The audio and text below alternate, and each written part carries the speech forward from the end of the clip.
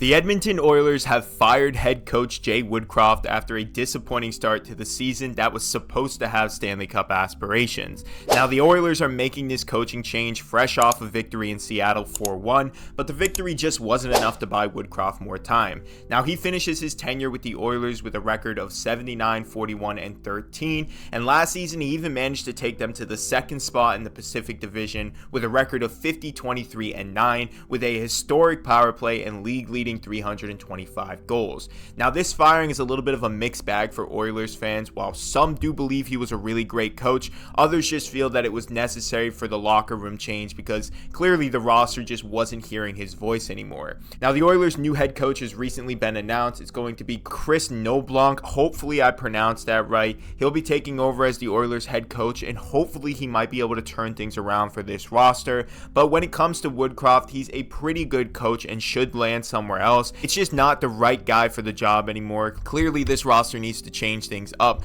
because some of their players just aren't playing to their potential, including guys like Connor McDavid. Now, with the Oilers making this firing, this is going to be a big adjustment for the team, and who knows if they'll be able to turn their record of 3-9-1 around. It still is pretty early on in the season, and the Oilers sure can get it done with some of their top end talent, but I do think too much blame was being placed on Woodcroft. Clearly the roster isn't built to make a deep playoff run, and their GM should be held a little bit more responsible for this. I think for the Oilers to truly turn things around, this head coach change was necessary, but they also need to make a few roster adjustments either to their goaltending or defense, and maybe even both. But what do you guys think? Are you excited about the new head coach for the Edmonton Oilers, or are you sad that Woodcroft was fired because you think it was a little bit too soon to be doing that? Let me know what you guys think in the comments below. Like this video and subscribe to the channel. I'll see you guys in the next one.